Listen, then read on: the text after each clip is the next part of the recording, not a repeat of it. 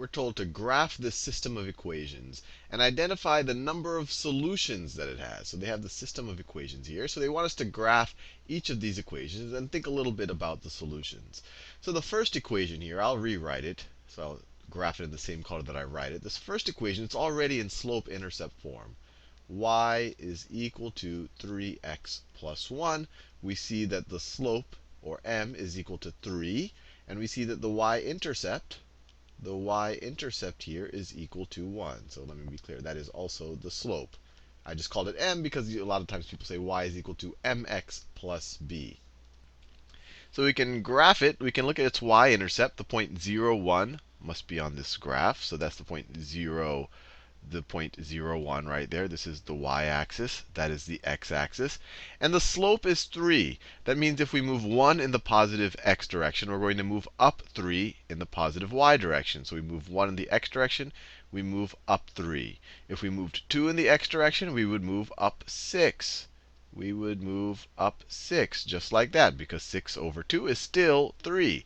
Likewise, if we moved down 1, if we went negative 1 in x, we would go negative 3 in y. So negative 1, negative 3, because negative 3 divided by negative 1 is still 3. If we went negative 2 in x, we would go negative 6. 1, 2, 3, 4, 5, 6 in y.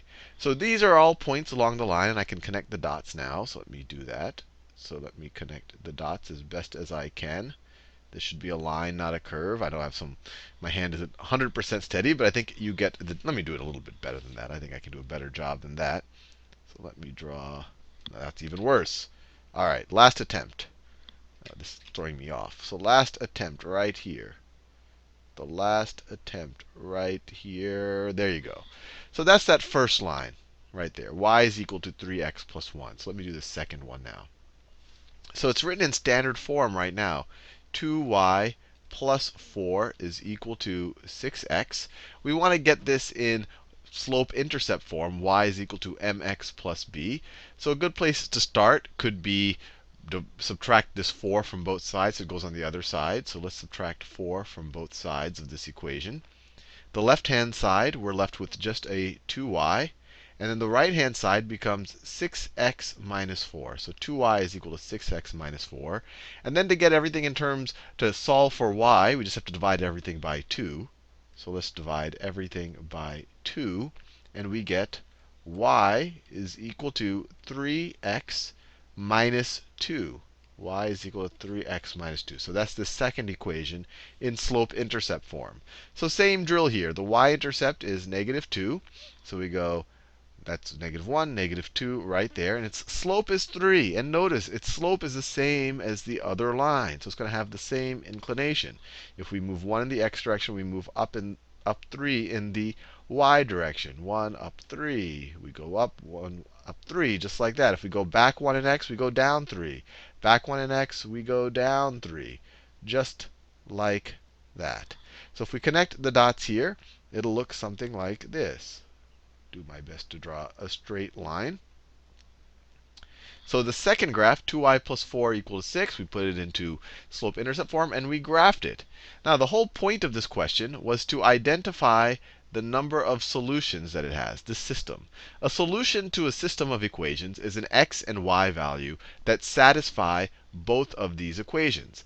Now, if there were such an x and y value that satisfied both of these equations, then that x and y value would have to lie on both of these graphs, because this blue line is all of the pairs of x and y's that satisfy the first equation. The red line is all of the pairs of x's and y's that satisfy the second equation. So if something's going to satisfy both, it's got to be on both lines. But when you look here, are there any points that are on both lines? Well, no, these two lines never intersect. A point of intersection is a point that is common to both of these lines. No, they don't intersect. No intersection. Intersection. So there is not a solution to this system of equations. So there is no solution. And we know that. We know that because these two lines don't intersect. And you didn't even have to graph it. The kind of giveaway was that these are two different lines. They have different y-intercepts. But their slopes are identical.